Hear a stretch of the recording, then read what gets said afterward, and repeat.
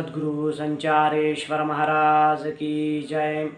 श्री महालक्ष्मी माता की जय। गौरी पूजन, ज्येष्ठा कनिष्ठा पूजन अनेकांच्या घरामध्ये लक्ष्मी पूजन केलं जातं। महाराष्ट्रामध्ये जवळपास सर्वच घरांमध्ये हे लक्ष्मी पूजन केलं जातं। ज्येष्ठा आणि कनिष्ठा अशा या दोन लक्ष्मी पूजनाचं महत्त्व या इथे आहे। प्रत्येक व्रत सण हे कोणत्या ना कोणत्या गोष्टीवर आधारित असतात। तसं हे ज्येष्ठा लक्ष्मीचं व्रत आहे, हे व्रत नक्षत्रावर आधारित आहे। परवा गणपतीचं आपण स्थापना केलेली आहे। गणपती स्थापनेचं मुहूर्त किंवा गणपती स्थापना ही तिथीवर आधारित आहे। यानंतर काही व्रत असे असतात जे वाराशी निगडित असतात। मंगळागौरीचं व्रत आहे श्रावण महिन्यातलं, हे वाराशी निगडित, तिथे तिथी नक्षत्र योग करण या कशाचाही वापर केला जात नाही। श्रावणातला मंगळवार हे मंगळागौरीच्या पूजेसाठी आहे। सोमवारचं व्रत सोमवार वाराशी निगडित आहे। तसे काही व्रत हे तिथीशी असतात। पार्थिव गणपती पूजन, 10 दिवसाचा गणपती बसवणं हे तिथीशी निगडित आहे। वटसावित्री पौर्णिमा तिथीशी निगडित आहे, पौर्णिमा ही तिथी आहे। अनंत चतुर्दशी येणारं हे व्रत चतुर्दशी या तिथीशी निगडित आहे। तसेच हे महालक्ष्मी व्रत जे आहे, हे व्रत फक्त आणि फक्त भाद्रपद शुद्ध पक्षामध्ये येणारं अनुराधा, ज्येष्ठा, मूळ या 3 नक्षत्रावर आधारित आहे। हे आधी आपण लक्षात घेतलं पाहिजे। आता अनेकांच्या घरी हे व्रत करण्याची पद्धत, परंपरा अनेक प्रकारच्या आहेत।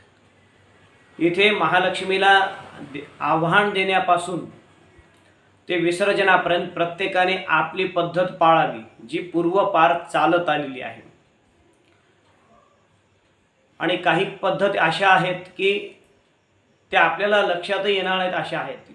काही जणांची तर लक्ष्मी आव्हान असं आहे की घरातल्या सुनबाईंनी दोन्ही मुखवटे घ्यायचे, एकीनं बाहेरून वाजत गाजत हा एक मुखवटा घेऊन यायचा, एकीने आतून मुखवटा घेऊन बाहेर दारापर्यंत जायचं, मग दोघींनी एकमेकाला हळदी कुंकू लावून घ्यायचं आणि त्यानंतर दोघींना ऑप्शन केलं जातं आणि दोन्ही मुखवटे घरात नेले जातात। आता ही खूप कमी पद्धत आहे, काही जणांच्या इथेच आहे, पण अशा प्रकारचे अनेक प्रकार यामध्ये पाहायला मिळतात। आता काही मुखवटे जे आहेत आपण घरी ठेवलेले हे सुपामध्ये काढले जातात, काही नवीन कपड्यावरती ठेवले जातात, वाजत गाजत लक्ष्मी आणली जाते। आता हे अनेक परंपरा या लक्ष्मी पूजनाशी निगडित आहेत, पण यामधल्या काही ज्या महत्त्वाच्या बाबी आहेत ह्या इथे सांगण्याचा मी प्रयत्न करेन। की जसं आपण पाहिलं की हे व्रत जे आहे लक्ष्मीचं व्रत नक्षत्र आधारित असल्यामुळे ज्येष्ठा नक्षत्रावर ह्या पूजन केलं जातं, मूळ नक्षत्रावर यांना विसर्जन केलं जातं किंवा दोराग्रहण केला जातो। तसंच अनुराधा नक्षत्रावर यांचं आव्हान केलं जातं। मग हे नक्षत्र किती वाजता सुरुवात होतं त्यानुसार यांचे मुहूर्त सुरुवात होतात, हे आपण ध्यानामध्ये घेतलं पाहिजे। आता काही ठिकाणी मग यामध्ये पुन्हा राहू काळ पाहणं, किती वाजता किती वाजेपर्यंत, आमच्या इथे रात्री 12 वाजता बसवल्या जातात। बसवण्याचा प्रकार वेगळा आणि लक्ष्मीला आव्हान करण्याचा प्रकार वेगळा। नक्षत्र सुरू झालं की आव्हान सुरू होतं व त्यावेळेस त्या नक्षत्रामध्ये तुम्ही कधीही आव्हान करून कधीही उभा करू शकता। मग उभा करण्याच्या ज्या पद्धती आहेत, आव्हान देण्याच्या ज्या पद्धती आहेत, ह्या ज्याच्या त्याने आपापल्या परंपरेने पाळायच्या आहेत। आता इथे लक्ष्मी घेण्यासंबंधी काही प्रश्न विचारले जातात की आमच्या घरी लक्ष्मी स्वतःहून घ्यायची आहे का बाहेरून आणायची आहे असं विचारलं जातं। पण शास्त्र असं सांगतं की स्वतःची लक्ष्मी स्वतः आपण विकत घेऊ शकतो, नाही असं नाही। मग आमच्या इथं विकत घ्यायची नाही, दुसऱ्यांनी दिली पाहिजे, हे केली पाहिजे. मग ते तुमची इच्छा आहे, त्याला कुठे काही पाठबळ नाही आहे किंवा कुठे आधार नाही आहे. हे असं मुळात कुठेही नसावं की आपल्याला कोणीतरी लक्ष्म्या द्याव्या, हे कराव्या. हे कोणीतरी एकाने काढलेलं खूळ आहे आणि त्यापासून ते पसरत गेलं आणि ते एकानं सांगितलं, मग दुसऱ्याने तसंच केलं, तिसऱ्याने तसंच केलं, चौथ्याने तसंच केलं, असं हे पद्धत वाढत गेलेली आहे. दुसरं यामागे काहीही कारण नाही आहे. ज्यांच्या इथे नवीन लक्ष्मी सुरू करायची असेल त्यांच्यासाठी एक नियम सांगितला आहे. तो असा आहे की लग्न झाल्यानंतर लक्ष्म्या सुरू कराव्यात. मग काही जणांना 2, 3, 4 मुलं असतात. मग प्रत्येकाच्या सासरवाडीहून लक्ष्मी आणायच्या, ठेवायच्या, हे कसं करायचं? तर याच्यासाठी आज हा नियम आहे की ज्यांच्या इथे पूर्वापार चांगल्या लक्ष्मी आहेत, त्या उभा करायला सगळ्यांची अनुमती आहे, बदलायची आवश्यकता नाही, तर त्याच लक्ष्मी तुम्ही उभा करू शकता. नवीन कोणी देणार लक्ष्मी असतील त्यांना सांगायचं की आता आम्हाला आवश्यकता नाही आहे, ह्या आमच्या लक्ष्मी आहेत, व्यवस्थित चालणाऱ्या आहेत. पितळी मुखवटे असतात, ह्या तर पिढ्याने पिढे चालतात. मग अशा ठिकाणी विनाकारण लक्ष्मी बदलण्याची आवश्यकता नसते. बाकी तुमच्या इच्छेचा प्रश्न आहे. आता नवीन नवीन साक्षात स्त्रीच्या आकाराचेच मुखवटे निघालेले आहेत, बदलण्याची ज्यांची त्यांची इच्छा असते. मग त्याप्रमाणे आपण ठरवावं काय आहे ते. पण प्रत्येक मुलाचं लग्न झालं आणि त्याच्या सासरवाडीवरून हे लक्ष्मी आणल्याच पाहिजे असं कोणीही मनामध्ये आणू नये आणि असं काही ते शास्त्र नाही आहे, हे लक्षात घ्या. कारण दरवेळेला हे प्रश्न नेहमी विचारले जातात. यानंतर लक्ष्म्याचे कधी हात खराब होतात, कधी कोथळ्या खराब होतात, मुखवटे चांगले राहतात. मग त्यावेळेला काय करावं? बिलकुल ते कोणालाही न विचारता आपण जरी बदलले तरीही चालतील, याला काही अडचण नाही. कधीही आपण बदलू शकत असतो, याच्यासाठी मुहूर्त नसतात. काही जणांचे आता जुने मुखवटे आहेत, सुगड्यावरचे आहेत. काही जणांचे मुखवटे रंगामुळे कालबाह्य झालेले आहेत, त्यामुळे या मुखवट्यांना बदलणं बंधनकारक आहे. पण आता आमच्या घरी कोणाचं लग्न नाही, काही नाही, मग हे मुखवटे कसे बदलावेत? तर हे मुखवटे सुद्धा आपण आपल्या इच्छेनुसार लग्नाची वाट न पाहता बदलू शकतो. आता यावर्षी आपण लक्ष्मीचं आवाहन कधी करायचं आहे? तर रविवारी सकाळी 9:50 अनुराधा नक्षत्र सुरुवात होत आहे. तेव्हापासनं संपूर्ण दिवसभर आपण कधीही आवाहन आपल्या परंपरेनुसार करू शकता, तसं आपण करावं. लक्ष्म्या उभ्या कधी करायच्या आहेत ते आपल्या परंपरेनुसार आपण ठरवा. दुपारीही करू शकता, सायंकाळी करू शकता, रात्रीही करू शकता. अनेकांच्या इथं असं पाहायला मिळतं की रात्री ते लक्ष्मी उभी करायला सुरुवात करतात, पहाटेपर्यंत उभी करत राहतात. ते ज्याची त्याची परंपरा पाळून आपण करत राहावं. त्यानंतर लक्ष्मी पूजन हा एक महत्त्वाचा भाग आहे, अत्यंत महत्त्वाचा भाग लक्ष्मी पूजनाचा. आणि इथेही सगळ्या गोष्टी परंपरेवर आधारितच आहेत. पूजन मात्र षोडशोपचार आहे. देवीला अभिषेक, देवी सुक्ताचा, श्रीसुक्ताचा आपल्याला करता येतो. षोडशोपचार पूजेमध्ये देवीचं आवाहन, स्थापना, देवीला पाद्य, अर्घ्य, आचमन, स्नान, पंचामृत स्नान, पुन्हा अभिषेक, वस्त्र, गंध, अक्षत, फूल, हळदी, कुंकू, गुलाल, पत्री, विविध प्रकारच्या 16 पत्री देवीला वाहिल्या जातात. आघाडा, दुर्वा, केना, बेल, याबरोबर देवीला सुगंधित द्रव्य, अत्तर आदी, पुन्हा धूप, दीप, नैवेद्य, जो काही आपल्या घरी प्रकार आहे नैवेद्याचा तो नैवेद्य, आरती, हा षोडशोपचार क्रम आहे. या क्रमाने सगळ्यांनी पूजा करावी. हा क्रम कुठेही परंपरागत नाही. आता इथे आपल्या परंपरेप्रमाणे या इथे म्हणता येणार नाही. हे शास्त्राला धरून अशाच प्रकारची पूजा होत असते. अशा प्रकारची पूजा करून यानंतर जे काही आपले क्रम असतील, काही जण पैशाचे हार घालतात देवीला, चिखलाची लक्ष्मी आहे काही जणांच्या इथे, ज्येष्ठ गौरीचे मुखवटा किंवा भिंतीवर ज्येष्ठ गौरी असते, फोटो असतो, मग तो या लक्ष्म्यासोबत पूजेसाठी ठेवला जातो. मग ह्या सगळ्या गोष्टी इथे परंपरेसोबत करायच्या आहेत. पण पूजेचा क्रम आत्ता सांगितल्याप्रमाणे आपल्याला संपूर्ण करायचा आहे. यावर्षी लक्ष्मीपूजन हे सोमवारी सकाळी 8:23 सुरुवात होत आहे. म्हणजे ज्येष्ठा नक्षत्र सकाळी 8:23 सुरुवात होत आहे. त्यावेळेपासून सकाळचं पूजन अर्चन, पुन्हा सायंकाळचं पूजन अर्चन. आता इथे सगळी परंपरा आपल्याला पाळावी लागणार आहे. लक्ष्मीसाठीच्या परंपरा एवढ्या आहेत की प्रत्येक घरागणिक वेगळी परंपरा आपल्याला म्हणता येईल. जेवढे घर तेवढी परंपरा असं म्हणलं तरी काही वावगं ठरणार नाही. एवढ्या परंपरा यामध्ये पाळणं आणि प्रत्येकाला सांगणं हे कठीण आहे.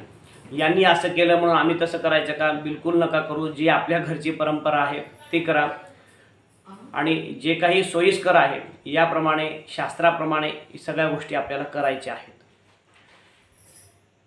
त्यानंतर घरी सुवासिन भोजन घालणं यामध्येही आता परंपराच पाळावे लागतात.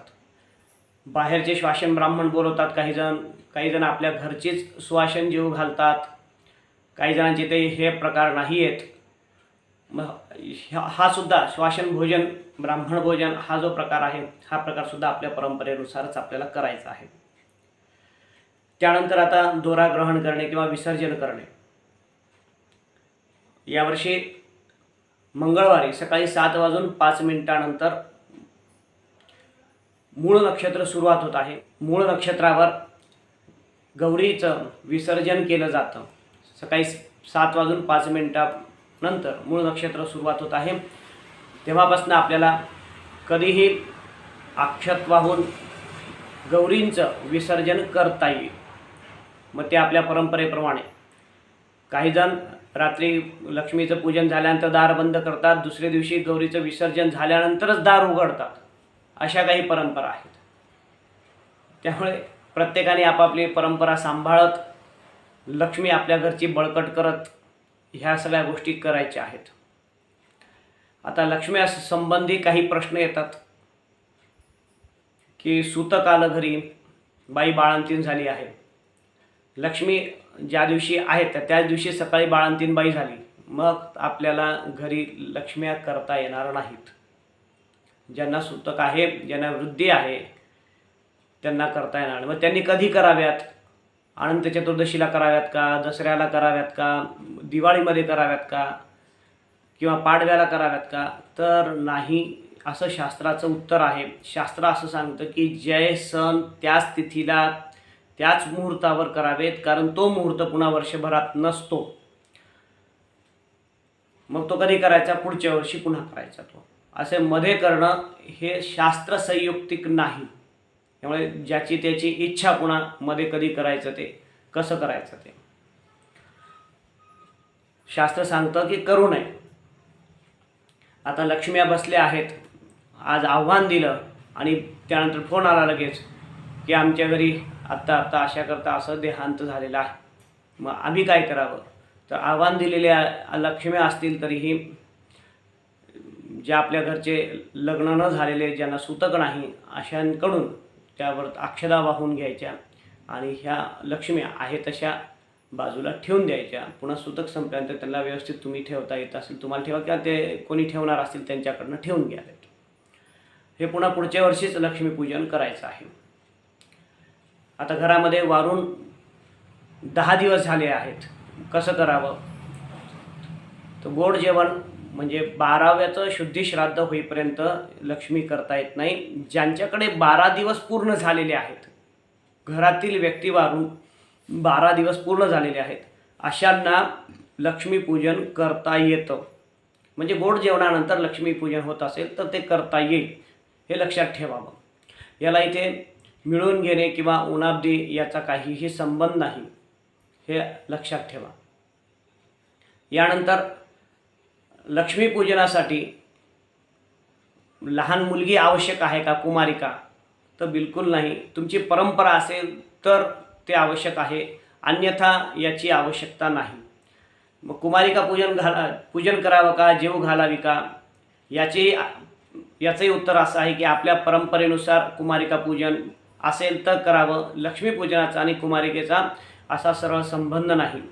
नवरात्रामध्ये कुमारिका पूजन केलं जातं. नवदुर्गा समजून लहान मुलींचं पूजन त्यावेळेस केलं जातं. लक्ष्मीपूजनाला नाही. ज्यांच्या इथे परंपरा असेल ते या गोष्टी करू शकतात. ज्या घरी लक्ष्म्याच्या दिवशीच कुणी वारलेलं आहे, आता त्यांनी यावर्षी पुन्हा लक्ष्म्या बसवाव्या का असंही विचारण्यात आलं की गेल्या वर्षी लक्ष्मी उभ्या केल्या आणि त्यानंतर कोणीतरी घरातलं वारलं, मग यावर्षी आम्ही उभ्या करायच्या नाही का असं विचारण्यात आलं. तर बिलकुल उभ्या करायच्या लक्ष्मी, काही हरकत नाही. जातस्यही ध्रुव मृत्यू, जन्माला आला तो कधीतरी जाणार आहे. मग तो सणाच्या दिवशी जाईल, इतर दिवशी जाईल, कधीही जाईल, पण तो व्यक्ती गेला म्हणून तो सण आपल्या घरी बंद करायचा नसतो. मग काय करायचं? आता लक्ष्म्याचा स्वयंपाक आणि श्राद्ध येत असेल तर श्राद्धाचा स्वयंपाक हे दोन्हीही स्वयंपाक आपल्याला वेगळे करावे लागतील, हे मात्र लक्षात ठेवा. कुठलाही सण असो त्या सणाचा स्वयंपाक आणि श्राद्धाचा स्वयंपाक हे स्वयंपाक वेगळे करून तो सण आणि श्राद्ध हे दोन्हीही आपल्याला साजरं करता येतं. प्रथम वर्ष श्राद्ध असेल किंवा द्वितीय तृतीय असं पुण्यस्मरण असेल किंवा पुण्यतिथी असेल तर याचप्रमाणे आपल्याला करावं लागेल. आता लक्ष्मीपूजनाच्या दिवशी कोणी जेवायला मिळणार नाही, त्यावेळेस कसं करावं? तर त्यावेळेला विष्णूंचं गाई स्मरण करून बाकी चटश्राद्ध करून घेता येईल आपल्याला. चटश्राद्ध करून गाईला भोजन देता येईल, गाईला ताट वाढून देता येईल, अशा प्रकारे आपल्याला करता येईल. किंवा अमान्य श्राद्ध करता येईल. हा एक उत्तम प्रकार यामध्ये आहे. किंवा पुढे तिथीला त्याचं द्वादशीला व्यतिपात पौर्णिमा या दिवशीसुद्धा हे श्राद्ध करता येईल. तर अशा प्रकारे आपल्याला लक्ष्मीच्या दिवशी जर श्राद्ध आलं तर हे करायचं आहे. यानंतर उभ्या करायसाठी किंवा पूजेसाठी विसर्जनासाठी जे काही आपल्या परंपरा असतील त्या पाळून आपण सगळ्या गोष्टी करायच्या, हे वारंवार तुम्हाला सांगत आहे. शेजारणीनं असं सांगितलं, यांनी फोन केला, त्यांच्या इथं असंच केलं, हे कुठलेही प्रश्न तुम्ही मनामध्ये निर्माण करू नका आणि कोणालाही तुम्ही सांगू नका की आमच्या इथं असं आहे, त्यांच्या इथं तसं आहे. जे आहे ते आहे, आपापलं करत राहा. कारण प्रत्येकाच्या घरी प्रत्येकाच्या परंपरा पाळून ह्या गोष्टी केल्या जातात आणि या इथे कोणालाही नाव ठेवता येत नाही आणि कोणाला चुकीचं असं संबोधताही येत नाही. कारण प्रत्येकजण प्रत्येकाच्या परंपरेनुसार बरोबर आहे. त्यांच्या इथं काही घडलेल्या घटना वगैरे काही असतात, याच्याशी निगडीत ह्या सगळ्या परंपरा प्रत्येकाच्या घरी तयार झालेल्या असतात. त्यामुळे आवाहन वगैरे करणं, आता काही जणांना उशीर होत असेल, लवकर लक्ष्मी उभी करायची असेल तर ते करू शकतात, त्याबद्दल काही अडचण नाही, बिलकुल तुम्ही करू शकता. कोणाचे हात एक खराब झालेला आहे, एक नवीन आहे, मग कसं करावं? तर बिलकुल बदलून टाका सांगितल्याप्रमाणे, काहीच अडचण नाही. स्वतःचे मुखवटे स्वतः सुद्धा घेता येतात, नाही असं नाही. त्यामुळे ह्या सगळ्या गोष्टी आपण आपल्या सच्चत विवेकबुद्धीला ज्याप्रमाणे योग्य वाटतील, शास्त्राला धरून ज्या योग्य असतील, हे आपण सर्वांनी कराव्यात आणि आनंदाने, सश्रद्ध, भक्तीने आणि पूजेच्या वेळेला कुठलीही आरडाओरड न करता शांत चित्ताने मनोभावे श्री महालक्ष्मीचं स्मरण करत, विष्णूंचं स्मरण करत ही पूजा करायची आहे. घरच्या लक्ष्मी ह्या प्रत्यक्ष लक्ष्मी आहेत असं समजून ह्या सगळ्या गोष्टी करायच्या आहेत. घरची स्त्री, सासू, सून यांच्यामधलं नातंही ह्या लक्ष्मीच्या सारखंच घट्ट असलं पाहिजे, याचीही आपण सर्वांनी काळजी घ्यावी. आणि आनंदामध्ये हा सण जेवढा आपण साजरा कराल तेवढा याचा उत्साह, तेवढा याचा आशीर्वाद आणि आनंद नक्कीच द्विगुणित चतुर्गुणित झाल्याशिवाय राहणार नाही. अवधूत चिंतन श्री गुरुदेव दत्त.